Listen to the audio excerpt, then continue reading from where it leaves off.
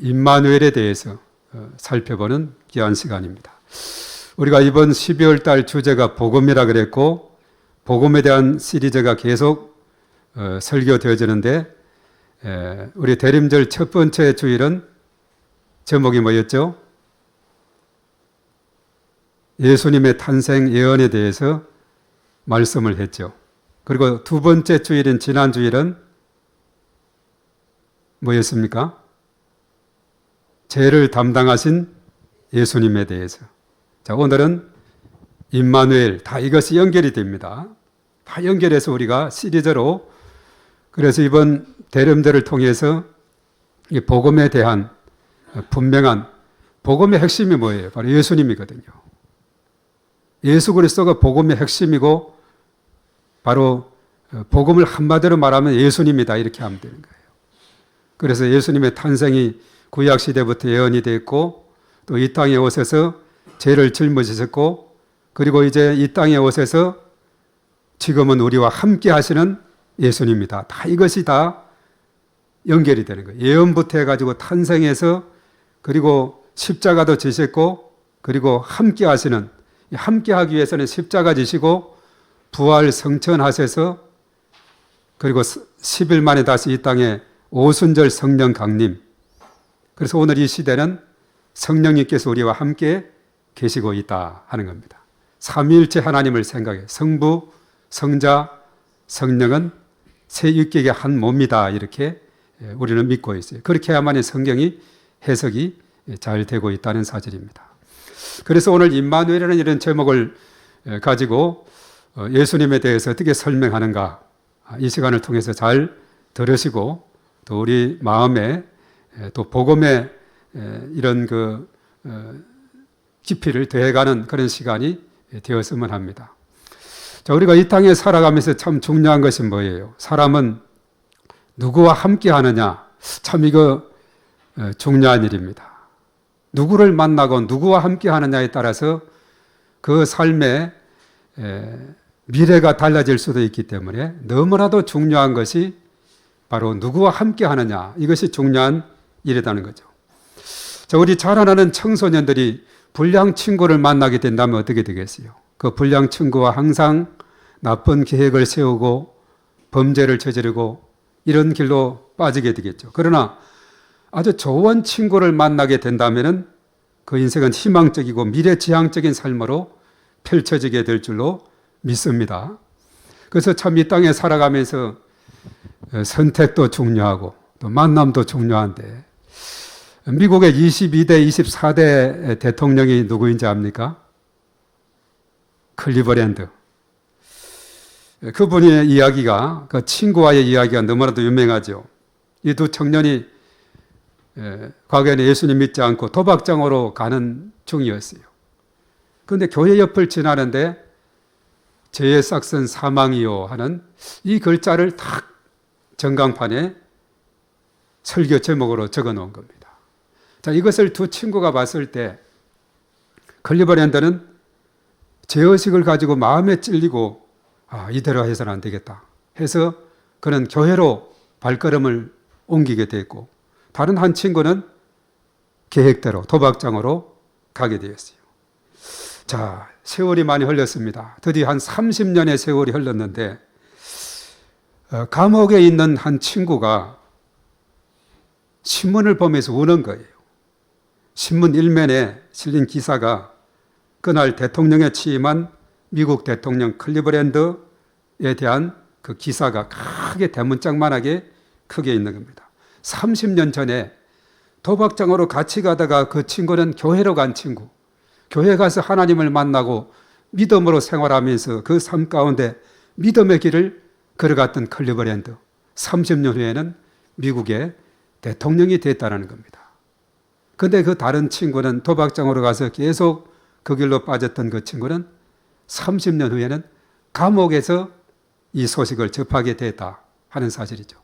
똑같은 이 청년이 이제 교회 옆을 지나갔지만 클리버랜드는 대통령이 되었고 그 다른 친구는 감옥에 들어있는, 이런 엄청난 차이가 어디에서 있었느냐? 클리버랜드는 교회를 찾아서 하나님을 만나고 그가 믿음을 가지게 되고 믿음으로 살아가다 보니 성경 속에 얼마나 많은 지혜와 또 우리의 인생의 삶의 지침들이 무궁무진하지 않습니까? 이 말씀대로 잘 순종하고 살았더니 30년 후에는 대통령이 되더라 하는 사실이죠. 그래서 사람은 누구를 만나느냐, 어떤 선택을 하느냐, 이것이 너무나도 중요한 겁니다. 사람이 우상을 찾아 숭배하고 그 길로 간다면 그 결과는 멸망의 길로 가지만은, 그러나 창조자, 역사의 주관자 되시는 하나님을 믿고 그 믿음으로 살아가면 그 길은 생명의 길이요, 영생의 길이요, 축복의 길이 되는 줄로 믿습니다. 그리고 하나님과 함께하는 이 사실이 엄청난 복이 되는 거예요. 하나님이 함께한다는 이 사실이 뭐예요? 오늘 말씀에 그것을 내자로 뭐라 그랬죠? 임마누엘이다 이렇게 말했습니다. 오늘 사실 읽은 이 말씀은 이사야 7장 14절의 말씀, 예수님이 오시기 700년 전에 예언했던 이사야 선지자가 동정녀 마리아에게서 동정녀로 탄생해서 그 이름을 임마누엘이라 하리라 하는 이 말씀, 임마누엘의 뜻은 뭐라 그랬어요? 하나님 우리와 함께 계시다까지 오늘 번역까지 해석까지 오늘 23절에 마태복음 1장 23절에 잘 말씀하고 있죠. 그래서 오늘 읽은 본문의 말씀은 바로 이사야 7장 14절의 말씀이 어떻게 성취되는가 하는 그 배경을 잘 설명한 부분이 오늘 이 말씀이 됩니다. 요셉과 마리아 이야기를 통해서 동정녀 바로 탄생에 대한 그 말씀을 오늘 이 본문은 너무나도 자세하게 설명을 해주고 있습니다. 바로 그 이름이 예수님의 또 다른 이름이 뭐냐? 예수는 1장 21절에서 이름의 뜻이 뭐라 그랬어요? 자기 백성을 그들의 죄에서 구원할 자. 그 예수님의 또 다른 이름이 임마누엘인데 임마누엘의 뜻은 조금 전에 말했죠. 하나님이 우리와 함께 계시다.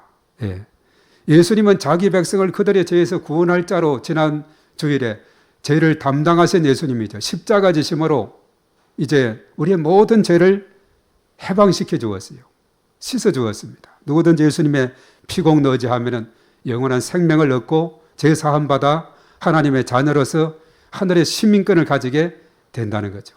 그리고 예수님께서 임마누엘이라는 것은 한참 후에 그 과정이 진행이 되지 않습니까? 십자가 지시고 부활하셔서 40일 동안 이 땅에 계시면서 수많은 제자들과 많은 500여 형제 또 사도 바울까지 많은 사람들에게 나타나시다가 성천하셔서 10일 만에 이 땅에 성령을 보내는데 오순절이죠. 그래서 오순절 성령 강림 사도행전 2장의 말씀 나오지 않습니까? 그걸 통해서 교회가 세워지게 되고 초대교회가 그리고 성령께서 이제 믿는 자들에게 임하게 되는 이런 놀라운 역사가 일어나게 됐다는 사실입니다. 그래서 예수님은 지금 하나님 보좌 우편에 계십니다마는 성령님을 보내서 우리와 지금 이 시간에도 함께 하시는 줄로 믿습니다. 그런데 구약시대도 사실은 성령의 역사는 있었어요.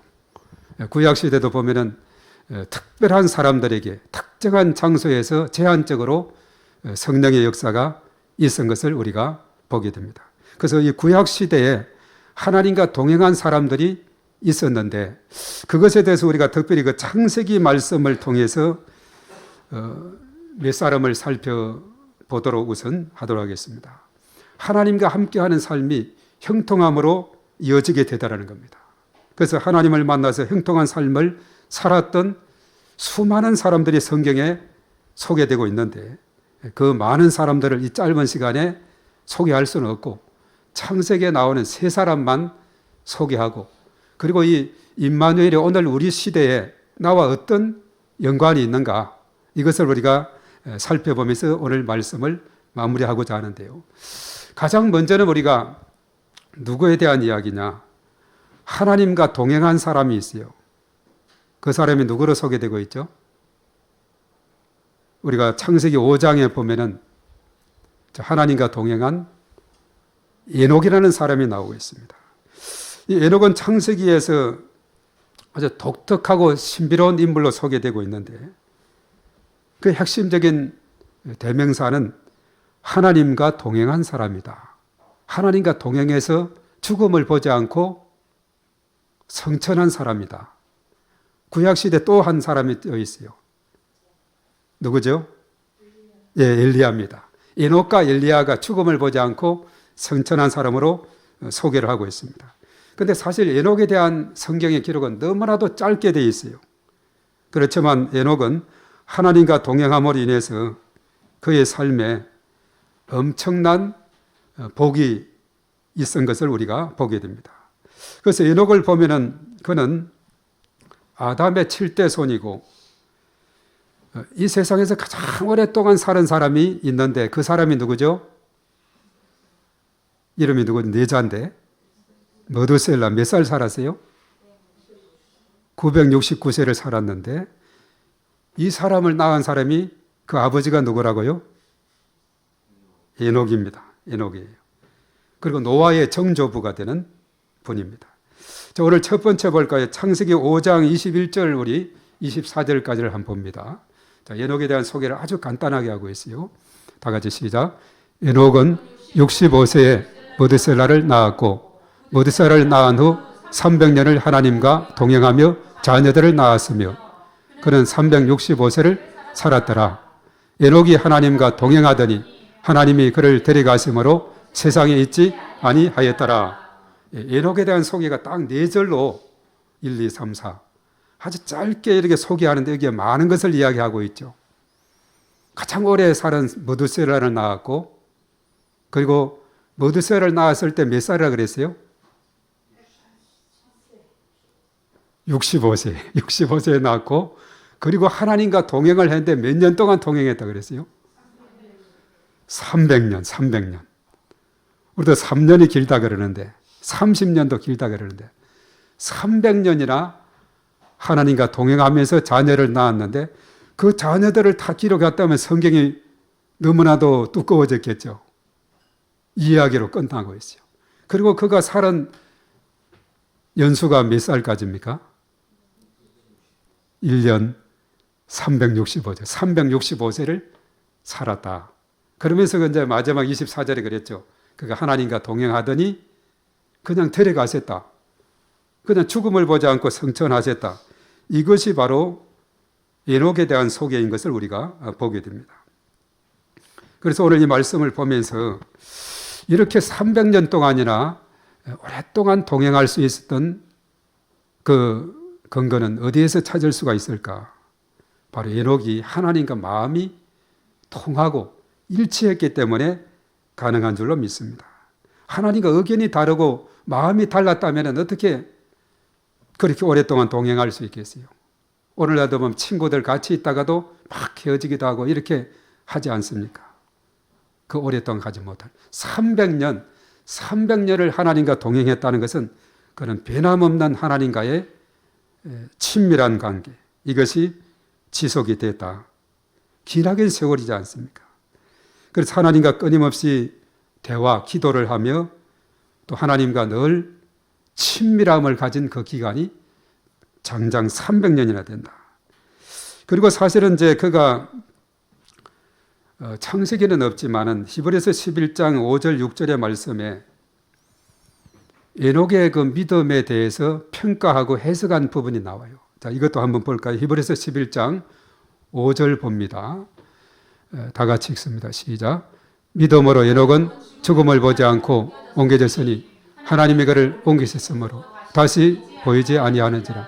그는 옮겨지기 전에 하나님을 기쁘시게 하는 자라 하는 증거를 받았느니라. 예, 다 같이 믿음이 없이는 하나님을 기쁘시게 하지 못하나니 하나님께 나아가는 자는 반드시 그가 계신 것과 또한 그가 자기 찾는 자들에게 상 주시는 이심을 믿어야 할지니라. 자, 에녹의 삶은 하나님을 기쁘시게 하는 삶을 살았다. 자, 믿음이 없이는 하나님을 기쁘시게 못한다 했으니까 에녹은 거꾸로 말하면 믿음이 좋은 사람이었다. 그렇기 때문에 하나님과 동행하지요. 믿음이 없고는 어떻게 하나님과 동행하겠어요. 그리고 그 믿음이 하나님을 기쁘시게 했다. 그래서 에녹은 하나님을 늘 기쁘시게 하는 삶을 사셨는데 300년 동안이라 그렇게 하면서 살았다. 이렇게 말씀합니다. 그래서 에녹의 삶은 늘 하나님과 동행함으로 인해서 그 믿음은 하나님 말씀에 순종하고 그분의 뜻을 따르는 그런 그 삶을 실천하며 사는 사람이다. 이렇게 봅니다. 그리고 사실 그 아들이 누구라 그랬어요? 머두셀라라 그랬죠. 이 머두셀라의 이름 속에서 놀라운 비밀이 또 담겨 있는 거예요. 그 뜻이 뭐냐 하면 그가 죽으면 보낸다. 그가 죽을 때 심판이 임한다. 자, 이게 무슨 뜻인가? 사실은 머두셀라가 969세에 이 세상을 뜨게 됐는데 가장 오래 살았다고 그랬어요. 지구상에서. 그런데 그분이 세상을 떠나자 일어났던 큰 사건이 있는데 그 사건이 뭘까? 예, 바로 노아의 홍수입니다. 홍수 사건이 일어났어요. 그 무드셀라 이름의 뜻이 그가 죽으면 보낸다. 밤낮 40주야 비를 보낸다는 겁니다. 그가 죽을 때 심판이 임한다. 이런 뜻인데, 자, 이 무드셀라가 오랫동안 살은 그 이유는 우리가 어디서 찾아볼 수 있을까? 우리 하나님의 보면 하나님의 그 마음을 우리가 성경에서 쭉 읽을 때 하나님께서 바로 심판을 내리지 않고 인내하시고 참으시고 모든 사람이 멸망하지 않기를 인내하시는 하나님을 우리가 보게 돼요.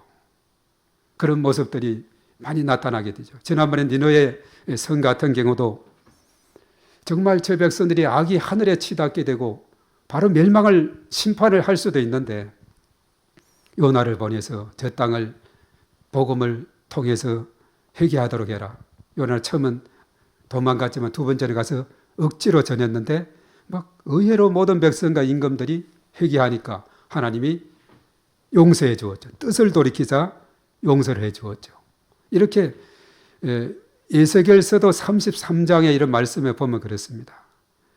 하나님께서는 모든 죄인들이 죄 가운데서 죽기를 원하는 것보다는 그 죄를 회개해서 구원받기를 원하시는, 아무도 멸망하지 않기를 원하시는 하나님의 그 마음은 참으시는 거예요. 인내하시는 거예요. 이 머두셀라가 969세까지 이렇게 긴 생명으로 이렇게 가게 된 것은 하나님의 인내가, 그가 죽으면 바로 심판인데, 노아의 홍수 같은 심판인데, 그 심판을 늦추고 그냥 끝까지 버티고 969세까지 이렇게, 그가 죽으면 심판이 온다 했는데 그게 하나님의 신비한 뜻이 있는 거예요. 바로 머두셀라의 장소는 하나님이 인류에 대한 심판을 그 당시에 미루고 했던 그 하나님의 참으시는, 인내하시는 모습을 보게 됩니다. 오늘 이 시대에도 하나님께서 이런 제약상을 보면 바로 심판을 할 수도 있지만은, 그러나 하나님께서 자꾸 종말을, 사실 이 종말을 대한 신앙은 사도 바울 때부터 보면, 초대교회부터 때가 찾고 하나님 나라가 임하는데 가장 급속도로 임하는 것을 어떻게 임한다고 그랬어요? 하나님 나라가 어떻게 임한다고요? 도둑같이 임한다고 그랬죠. 예고도 없이 그때부터 종말에 대한 그런 급박성을 말해주고 있는데, 오늘까지 2000년이 지나도록 미뤄진 것은 뭐냐? 오늘 머두셀라를 생명을 연장시키는 하나님의 마음이 오늘 이 시대도 작동하고 있다 하는 이런 마음을 우리가 깨닫게 되는 것이죠. 그 하나님의 그 마음을 우리가 읽어야 되겠다는 겁니다. 그래서 이 에녹은 하나님과 동행함으로 죽음을 보지 않고, 죽음을 경험하지 않고 성천하셨다, 이렇게 말씀을 하고 있습니다. 사실은 일상적인 삶 속에서 300년 동안 하나님과 친밀한 관계를 맺었던 에녹, 너무나도 아름답지 않습니까? 우리가 로렌스 형제에 대한 이야기, 그가 1611년에 태어나서 1691년에 돌아갔는데 수도원 주방에서, 일상에서 하나님과 늘 대화하고 친밀함을 가지면서 그가 쓴 책이 있는데, 그 책의 이름이 뭘까요? 하나님의 임재연습이다 하는 이런 책입니다. 지금부터 이건 300년 전입니다. 300여 년 전에 수도원에서 일하면서 하나님과의 임재에 대한 그 체험을 기록했던 그 책이 300년이 지난 지금도 기독교 고전으로 정말 많은 사람들에게 감동으로 읽혀지고 있는 것이 하나님의 임재 연습이다. 로렌스 형제는 전쟁에 참여했다가 심한 부상으로 장애를 앓게 되고 다리를 절었어요. 그래서 수도원의 평수사로 들어가서 주방에서 허드렛 일을 하고 또 신발을 수선하면서 매 순간 호흡하듯이 하나님과 깊은 임재 속에서 살아간 이야기. 일상의 그 삶을 그대로 그가 적어낸 그것이 오늘날 우리가 읽어도 너무나도 감동이 되는 이런 것을 우리가 보게 됩니다. 바로 긴 시간, 바로 에녹은 300년 동안 이렇게 하나님과 동행한 그 기록이 만약에 있다면 얼마나 우리에게도 감동이 되겠는데, 사실 에녹에 대한 기사는 아까 그게 5장 21절에서 24절 그것이 창세기에서 전부인 것을 보게 됩니다. 정말 하나님과 함께 했던 그것을 우리가 잘 기록하고 그것을 기억하고 그것을 우리가 하나님과 친밀함을 유지하고 살아간다면 우리의 삶은, 우리의 날마다 매 순간순간의 삶은 마음의 평강과 또 감사와 기쁨과 소망이 넘치는 삶이 될 줄로 믿습니다. 꿈이 넘치는 삶이 될 줄 믿습니다. 비전만큼 살고 기도대로 이루어진다 그랬지 않습니까? 꿈을 가지고 살아갈 때 그 꿈대로 이루어지는 놀라운 역사가 일어나게 될 것입니다. 또 두 번째 인물은 뭐냐 하면 또 하나님과 동행한 사람이 있어요. 창세기에 또 누가 있을까요? 홍수 사건하고 연관이 있는 사람인데, 예, 노아죠. 예, 노아입니다. 특별히 노아 홍수를 통해서 인류는 대전환점을 맞게 되죠. 그때도 많은 사람들이 이제 이 땅에 인구가 늘어나게 됐는데 그들이 죄악이 하늘을 찌를 듯해서 바로 하나님께서 사람 지으셨음을 후회하고 이 사람을 썰어버리겠다 하면서 노아에게는 미션을 주었어요. 나는 방주를 지어라, 이렇게 말했습니다. 사실 노아의 이름의 뜻은 창세기 5장 29절에 나오게 되는데 그 이름의 뜻은 어떤 이름의 뜻이 있느냐?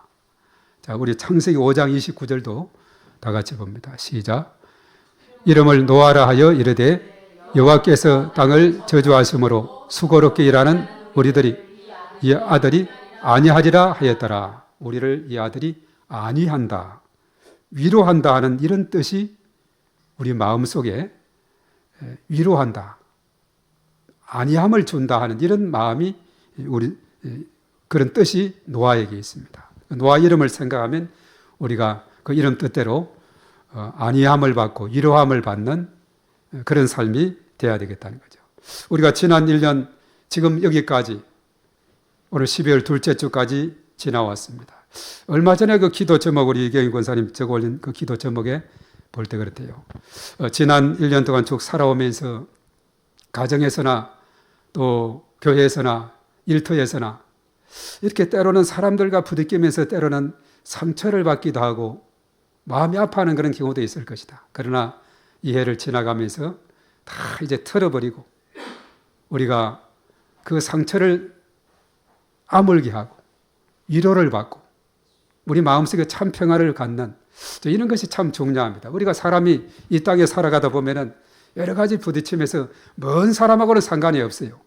가장 가까이 가족 사이에 또 교회 공동체에서 일터에서 이렇게 사람이 살아가면서 때로는 크고 작은 이런 참 언짢은 일도 있고 또 마음이 아픈 일도 있을 겁니다. 그런 가운데 있을 때 우리는 노아의 이름을 생각하면서 안위함을 받고 위로함을 받고 모든 것을 훌훌 털어버리고 새로운 마음으로 살아간다면 우리의 삶 가운데 하나님의 평안함과 은혜가 넘치게 될 줄로 믿습니다.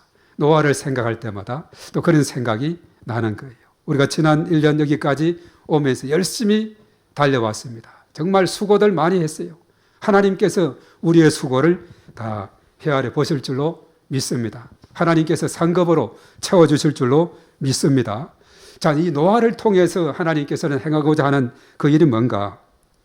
사실 노아는 또 한 가지 더 있어요. 그는 어떤 사람인가? 노아의 성품에 대해서 말씀하는데 창세기 6장 9절에서 10절에 나오는데 다 같이 읽어봅니다. 시작. 이것이 노아의 족본이라. 노아는 의인이요 당대의 완전한 자라. 그는 하나님과 동행하였으며 세 아들을 낳았으니 셈과 함과 야벳이라. 이 마지막 노아가 낳은 아들 셈, 함, 야벳이 사실은 인류의 셈은 황인종, 함은 흑인종, 야벳은 백인종의 조상으로. 어떻게 색깔이 한 부모에게 낳는데 그럴까? 참 우리는 여러 가지 의문도 됩니다만 우리는 셈의 후손들입니다. 동양 사람들은. 자, 이런 세 아들과 그 노아와 그 아내 8식구만이 노아의 방주를 통해서 구원함을 받는, 그 이전의 사람들은 다 썰어버리고 노아의 식구들만 살려두었고 셈, 함, 야벳을 두어서 인류가 이렇게 확장되는 것을 봅니다. 노아는 어떤 사람이라고 그랬어요? 9절에서 세 가지 언급하고 있죠. 노아는 의인이었고 또 당대 완전한 자라 그랬죠. 우리가 지난 금요일에 완전한 자에 대한 말씀을 우리가 한참 살펴봤는데, 완전한 자, 그리고 하나님과 동행한 자다, 이렇게 말하고 있죠. 자, 그러고 보면 그 악한 세대에 하나님께서 사람 지었음을 한탄하고 다 썰어버리겠다, 이렇게 하고 노아에게 이런 미션을 주기를, 방주를 지어라 했는데 120년 동안, 그것도 사람들이 우리가 천지창조 영화를 보면 그래요. 아, 이렇게 멀쩡한 날씨에 무슨 비가 온단 말이에요. 이 좋은 날씨인데 무슨 비가 온다고 그렇게. 그 노아는 묵묵히 말씀에 순종해서 그것을 지어 나가는 이런 모습을 우리가 영화 장면에서 보게 돼요. 드디어 배가 완성이 되었을 때 그 8식구가 들어가고 또 각종 짐승들을 들어가게 하고 한 다음에 물이 다 쳐지게 되자 비가 얼마나 왔어요? 40주야 소나기가 내리게 되니까, 요즘도 보니까 미국 쪽에, 우리 장로님 미국 갔다 오셨는데 워싱턴주에 보니까 비가 얼마나 많이 왔는지, 그냥 그 도시가 그냥 물이 그냥 잠겨가지고 보트를 타고 다니고, 그 시애틀과 그리고 밴쿠버 쪽으로 운행하는 차들이 그냥 중단이 될 정도로, 그쪽은 미국 서부 쪽인데 때로는 동부 쪽에 그냥 여러 가지 비가 많이 오는 그런 이야기는, 서부 쪽에도 지금 엄청난 비가 이렇게 그냥 40조야가 아니라 그냥 이렇게 내렸는데 그냥 폭우가 내리고 범람하게 된 이런 상황을 보게 되는데, 노아 시대는 40주야가 내리게 되었다는 사실이죠. 그러나 끝까지 방주를 지으라는 그 명령에 순종했던 노아는 그 8식구와 함께 구원을 받게 됐다 하는 그것을 우리에게 알려주고 있습니다.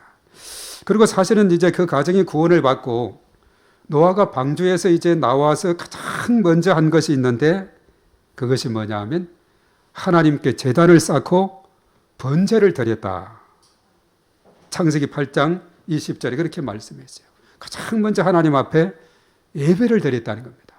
우리가 창세기를 읽어 나가면 아브라함, 믿음의 조상 아브라함은 가는 곳곳마다 제단을 쌓게 되는 것을 봅니다. 가나안 땅에서 세겜에 가서, 베델에 가서, 다시 또 헤브론에 가서 하나님 앞에 가는 곳곳마다 예배를 드리는 이러한 모습을 보게 되죠. 그러면서 노아에게 언약을 맺어요.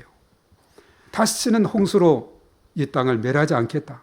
그러면서 그 표징으로 무엇을 주었죠? 예, 무지개를 주었죠. 무지개. 빨주노초 파남보.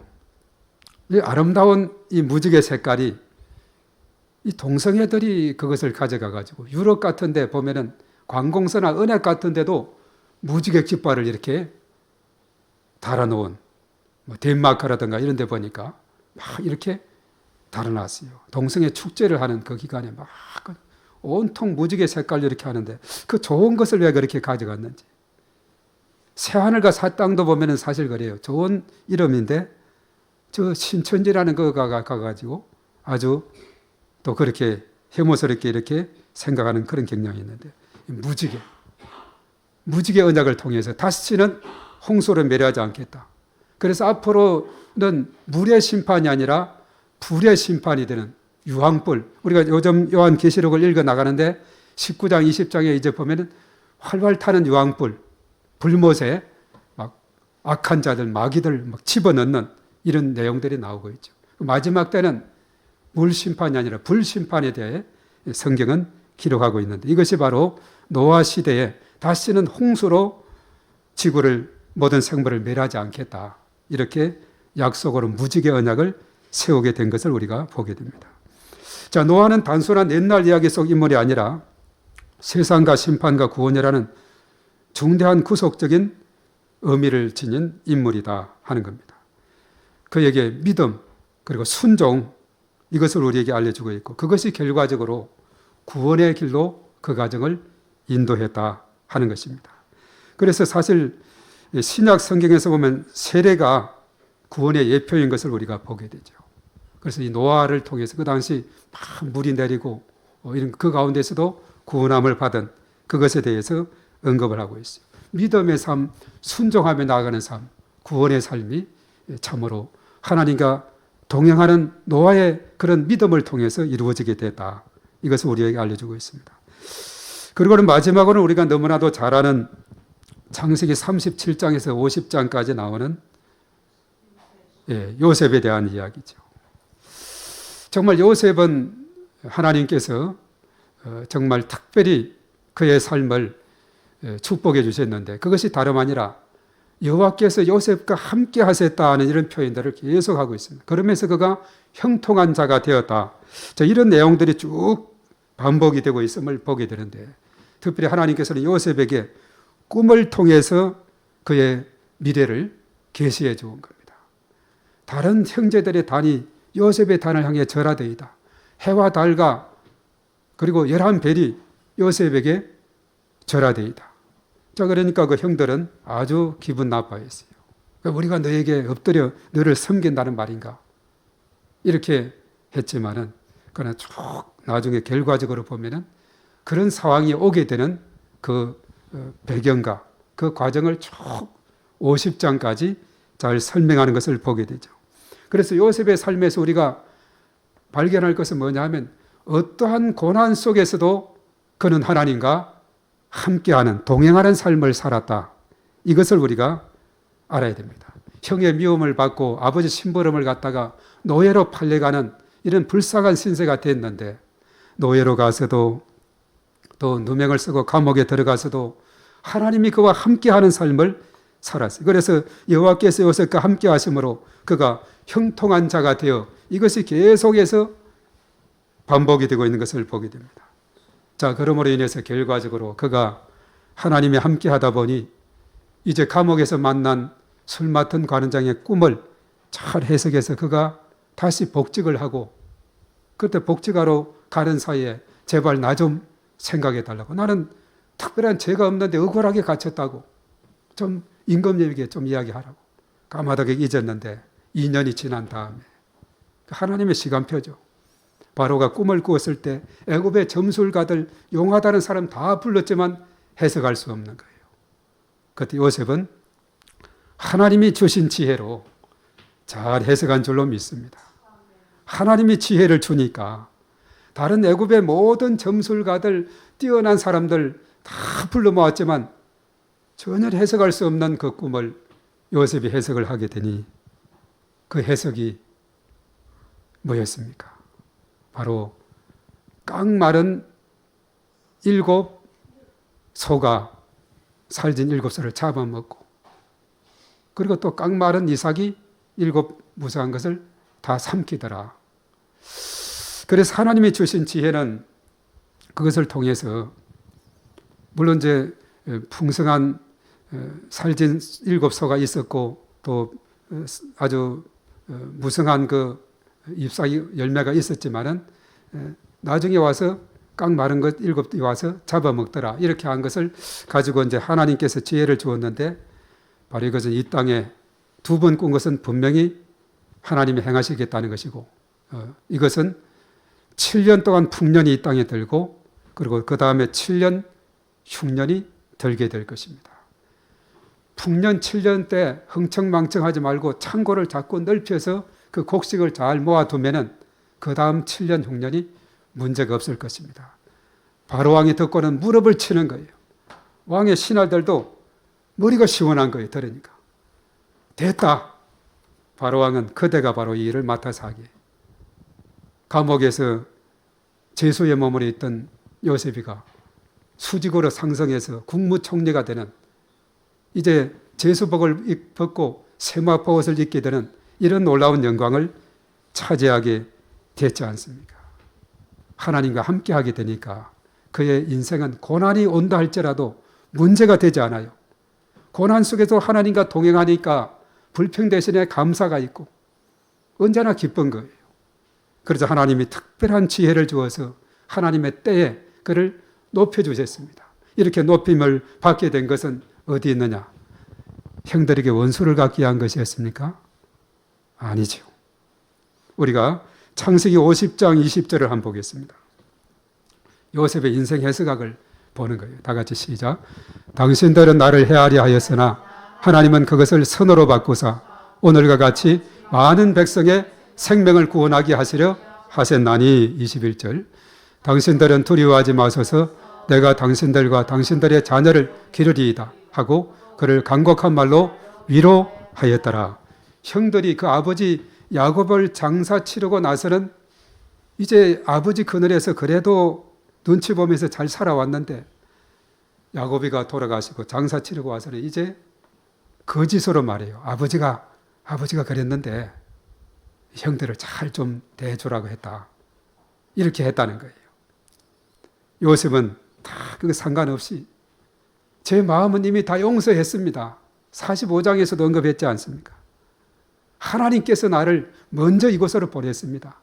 다 용서하고 걱정하지 마시라고 하나님께서 행하신 겁니다.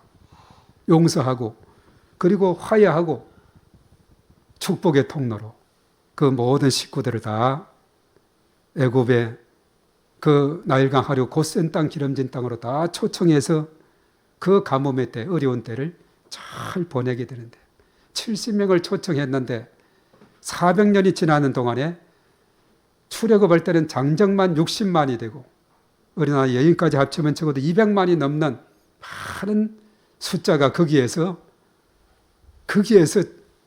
태어나고 자라고 무성한 민족으로 성장하게 됐다는 겁니다. 얼마나 참 놀랍고 복된 일인지 모릅니다. 그래서 우리가 오늘 요셉에 대한 이야기를 통해 살펴볼 때 하나님께서 그에게 특별한 꿈을 통해서 계시를 주었고 요셉은 그것을 끝까지 붙잡고 믿음으로 하나님과 동행하면서 나아갈 때 고난이 와도 그것을 잘 이겨나고 나중에 성공해서 모든 가족들에게 이제 살 길을 펼쳐주는 이런 인물이 됐다는 겁니다.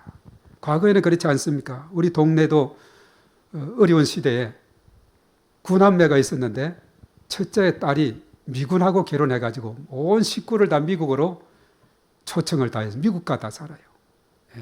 한 사람이 그렇게 맏딸이 미국에 가다 보니까 다 초청해서 제 친구도 있는데 뉴욕으로 또 저 플로리다 그 쪽으로 왔다 갔다 이렇게 살고 있는 그런 모습. 전에 뉴욕이가 전하니까 이제 플로리다 그쪽 가서 산다고 해서 만나지는 못했는데 하여튼 한 사람을 통해서 온 가족이 이렇게 또 잘 되는 이런 모습을 보게 됩니다. 그래서 그 동생 중에는 어떤 큰 가구점을 하고 또 뭘 하고 다 거기 가서 나름대로 살 길을 펼치게 되는 이런 모습을 보게 됩니다. 요셉 한 사람 까닭에 그 모든 식구들이 복을 받는 이런 놀라운 역사가 일어나게 되었다는 것입니다. 이제 중요한 것은 뭐냐? 우리의 각자의 삶 가운데 이것을 어떻게 우리가 생각해야 되는가? 하나님과 동행하는 방법은 무엇이 있을까? 생각해 볼 때 우리 몇 가지 말씀 읽고 마무리하고자 하는데요. 자, 미가서 6장 8절입니다. 자, 다 같이 읽습니다.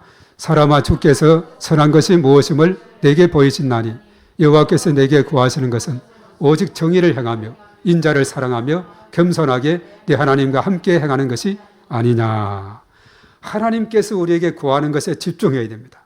정의를 행하고 인자를 사랑하고 그리고 겸손하게 하나님과 동행하는 함께하는 이 삶, 이것이 참으로 복된 삶이 되는 것이죠. 그리고 그 다음에 시편 16편 8절의 말씀이 나옵니다. 바로 주님을 마음속에 모시고 살아가게 되면 요동치 않는다. 다 같이 시작. 내가 여호와를 항상 내 앞에 모시며 그가 나의 오른쪽에 계심으로 내가 흔들리지 아니하리로다. 여호와 하나님을 내 마음속에 굳게 모시고 살아가게 되면 흔들리지 않는다 그랬어요. 우리가 지난 금요일 그랬죠. 에베소서 4장 14절에 그리스도의 장성한 분량에 이르기까지 우리의 신앙을 성숙시키면 우리는 요동치 않는다. 요동치 않는 신앙이 된다. 그렇게 말했어요. 하나님을 중심에 굳게 모시며 살아가는 겁니다. 그리고 요한복음 14장 16절에서 17절의 말씀에는 바로 지금 이 땅에 보내셔서 우리와 함께 하시는 보혜사 어떻게 해야 되는가? 다 같이 시작. 내가 아버지께 구하겠으니 그가 또 다른 보혜사를 너희에게 주사 영원토록 너희와 함께 있게 하리니 그 다음에 그는 진리의 영이라 세상은 능히 그를 받지 못하나니 이는 그를 보지도 못하고 알지도 못함이라. 그러나 너희는 그를 아나니 그는 너희와 함께 거하시며 또 너희 속에 계시겠습니다. 보혜사 성령님을 통해서 주님과 늘 동행하며 함께하는 삶을 살아갈 때 우리의 삶은 언제나 하나님의 은혜와 평강과 축복이 임하게 될 줄 믿습니다. 그리고 마지막으로 마태복음 28장 19절에서 20절의 말씀 되겠습니다. 다 같이 시작. 그러므로 너희는 가서 모든 민족을 제자로 삼아 아버지와 아들과 성령의 이름으로 세례를 베풀고 내가 너희에게 분부한 모든 것을 가르쳐 지키게 하라. 볼지어다 내가 세상 끝날까지 너희와 항상 함께 있으리라 하시니라. 아멘. 주님이 나와 함께 하되 영원토록 함께하는 길이 뭐라 그랬어요? 복음을 전하는 것이다. 이렇게 말했어요. 복음을 전하게 될 때, 주의 복음을 붙들고 나가서 전하게 될 때 주님이 그 시간마다 우리와 함께 하신다. 이렇게 말씀했어요. 자, 구약 시대도 특별한 사람들에게 함께했던 그 하나님께서 신약 시대는 지금 이 시대는 이제 만민에게 누구에게든지나 열려 있다 그랬어요. 부활 성천하시고 이 땅에 보내신 성령님께서 누구든지 믿는 자들에게 함께 하시게 되는 것입니다. 그 놀라운 은혜를 우리가 누려야 됩니다. 그래서 날마다 우리 마음속에 예수님을 영접했으면 그 순간에 성령님이 내 마음에 거하는 거예요. 성령의 충만을 주시옵소서 기도할 때 충만함이 나에게 있게 되고 성령의 9가지 열매 또 9가지 은사들 많은 성령님의 그 주시는 은혜와 복을 누리게 되는 거예요. 이 놀라운 특권과 축복을 누리면서 우리가 이 땅에서 말씀에 순종하며 하나님의 축복의 통로로 살아가는 저와 여러분들이 되어야 하겠습니다. 그래서 이 말씀을 우리가 늘 기억하면서 임마누엘 나와 함께 하시는 하나님, 어떠한 상황에도 고난 중에도 어떤 역경 가운데서도 함께 하시는 그 하나님과 늘 동행하는 삶을 살아갈 때 우리의 삶은 늘 복되고 형통함으로 하나님께서 인도해 주실 줄로 믿습니다. 이러한 놀라운 은혜가 우리 각자에게 차고 넘치게 되기를 주의 이름으로 축복합니다. 자, 오늘 이 시간 다 같이 우리 거룩하신 하나님 주께를 부르고 또 함께 기도하겠습니다.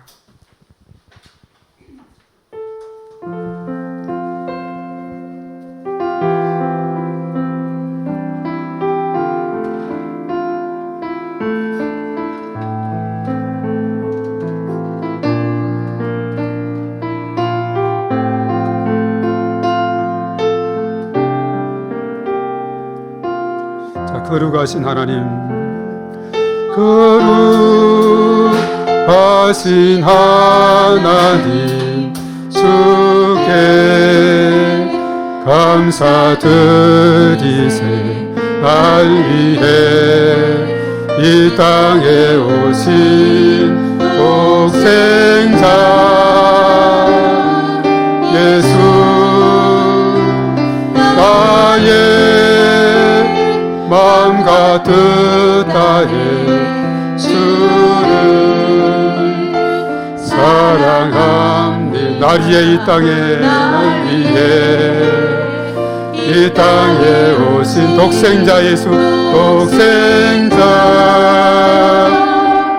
예수 내가 약할 때 강함 주고 가난할 때 우리를 부욕해 하신 나의 주 감사합니다.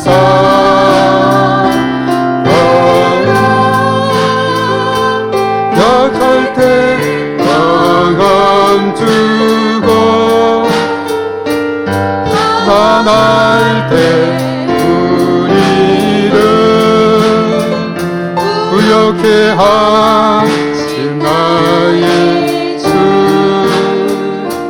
감사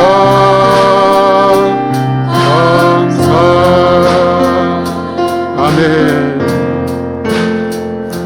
그렇습니다. 이 땅에 오신 예수 그리스도, 우리가 약할 때 강함 주시고 가난할 때 부유함 주시고 그 은혜 감사하며 우리가 나아가는 우리의 삶이 되고 늘 주님과 임마누엘 하는 함께하는 삶이 되는 그런 복된 삶이 되기를 바랍니다. 오늘 이 시간 말씀을 생각하면서 우리 주여 삼창하고 간절히 기도합니다. 주여 주여 주여. 거룩하신 하나님 감사를 드립니다. 독생자 예수님을 이 땅에 보내셔서 십자가상에서 피 흘려 죽기까지 사랑하시고 부활 성천 이제 다시 이 땅에 성령님을 보내셔서 성령님께서 우리와 함께 하시고 이 시간 우리 마음속에 내주하시고 충만케 하심을 감사를 드립니다. 하나님 아버지, 이 시간도 하나님께서 함께 하시고 성령의 임재하심과 기름 부으심으로 충만하게 하나님께서 역사하여 주시옵소서. 오 주여 믿습니다. 아버지 하나님 함께 하시고 한량없는 주의 놀라운 은총으로 주의 크신 권능으로 인도하여 주심을 주여 믿습니다. 아버지 하나님 이 시간도 성령의 임재하심과 기름 부으심으로 충만하게 하시고 하나님의 놀라우신 은총 가운데 아버지 하나님 저희들을 붙들어 주시고 인도하여 주시옵소서. 성령님께서 나와 함께 하시게 될 때 그 삶은 참으로 복된 삶이요, 그 삶은 참으로 형통의 삶이요, 그 삶은 참으로 주님과 동행하는 그 놀라운 은혜 가운데서 충만한 주의 크신 권능으로 나아가는 복된 삶이 되는 줄로 믿습니다. 오늘 이 시간도 하나님께서 저들 가운데 함께 하시고 하나님의 놀라우신 은총 가운데 아버지 하나님 붙들어 주시고 인도하여 주시고 크신 권능으로 아버지 하나님 은혜를 더하시고 역사하여 주시옵기만을 주님 간절히 바라옵고 원하옵나이다. 오 주여 믿사오니 주님 도와주시고 크신 권능 가운데 아버지 하나님 저희들을 붙들어 주셔서 성령의 임재하심과 기름 부으심 충만하심으로 하나님께서 은혜를 더하여 주시옵기만을 주님의 간절히 바라옵고 원하옵나이다. 임마누엘 하나님이 우리와 함께 계시다는 그 말씀 참으로 너무나도 감사하고 감사를 드립니다. 험난한 이 세상을 살아갈 때 내 힘으로 내 혼자의 힘으로만 살아가는 것이 아니라 하나님께서 동행하시고 하나님께서 함께 하시고 하나님께서 지혜를 주시고 하나님께서 갈 길을 밝혀주시고 하나님께서 인도해 주실 때 그 길은 참으로 복된 길이요 형통의 길이요 승리의 길이요 축복의 길인 것을 우리가 다시 한번 깨닫게 됩니다. 아버지 하나님의 특별히 오늘 하나님과 함께 했던 아버지 하나님 사람들 에녹과 노아와 또한 요셉에 대한 말씀을 통해서 참으로 그 외에 또한 하나님과 함께 했던 사람들의 그 놀라운 축복의 길을 우리가 보면서 우리가 이 땅에 살아가면서 우리들도 오늘 이 시대에 누구에게나 열려있는 누구든지 예수님을 영접하는 자들에게 성령께서 내주하시고 충만함을 구할 때 충만함을 주시는 하나님의 놀라우신 은혜 가운데 저희들을 거할 수 있도록 인도하심을 감사를 드립니다. 언제나 성령의 충만하심이 저희들의 마음을 사로잡게 하시고 충만케 더 충만함으로 하나님께서 역사해 주셔서 하나님이 주시는 참 평안과 또한 기쁨과 감사함이 넘치는 복된 역사가 저희들의 마음속에 차고 넘칠 수 있도록 인도하여 주시옵기만을 주님 간절히 바라옵고 원하옵나이다. 이제 하나님께서 예를 저물어 가는 가운데 있지만은 그러나 하나님께서 언제나 저희들과 함께 하시고 동행해 주시고 주님의 도우심 가운데 복된 삶으로 살아가는 저희 모두가 되게 하여 주시옵소서. 특별히 또한 가장 가까운 자들 사이에서 있었던 여러 가지 마음의 아픔과 상처 이 모든 것도 성령님의 충만하심과 기름 부으심으로 씻어주시고 아버지 하나님께서 위로해 주시고 크신 권능으로 은혜를 더하셔서 이제 저들의 마음속에 참으로 요셉과 같은 용서의 마음을 가지고 또한 화해의 마음을 가지고 축복의 통로가 되는 약에 쓰임받는 저희 모두가 될 수 있도록 하나님께서 은혜를 더하여 주시옵소서. 주여 믿습니다. 주님 역사하여 주시옵소서. 충만함으로 은혜를 더하여 주시옵소서. 주님과 늘 임마누엘 하는 저희 모두가 되어서 날마다 주님과 함께함으로 복되고 형통한 삶을 살아가는 저희 모두가 되게 하시고 저희 모든 가정 식구들이 되게 하시고 저희 모든 자녀들이 되게 하시고 저희들의 모든 아버지 삶이 될 수 있도록 하나님께서 은혜를 더하여 주시옵소서. 주여 믿습니다. 도와 주시옵소서. 주여 믿습니다. 아멘. 믿습니다. 거룩하신 하나님 아버지 감사를 드립니다. 언제나 저들과 함께 하시고 은혜를 베풀어 주시니 감사를 드립니다. 임마누엘 그 이름만 생각해도 너무나도 감격스럽고 감사한 것을 우리가 다시 한번 고백합니다. 주님과 함께함이 이것이 복이요 형통의 길인 것을 우리가 다시 한번 깨닫고 주님과 늘 동행하는 여주 동행의 삶을 살아가는 저들의 삶이 되어서 가는 길마다 하나님께서 형통한 삶으로 축복하시고 인도하여 주시옵소서. 임마누엘 주님께서 우리와 늘 함께 하심을 감사하며 늘 주님과 동행함으로 저희들 살아가는 복된 삶이 될 수 있도록 은혜를 더하여 주시옵소서. 이제는 우리의 길과 진리와 생명이시며 임마누엘로 함께 하시는 예수 그리스도의 은혜와 하나님 아버지의 그 크신 사랑하심과 성령님의 교통하심과 이루어주심과 평안주심 오늘 시간 참여한 우리 모두 위에와 우리의 가정과 자녀생활, 직장, 사업장, 일터위에 몸된 교회와 이 나라 민족과 온 열방 위에 이제와 영원토록 함께 하시옵기만을 간절히 축원하옵나이다. 아멘.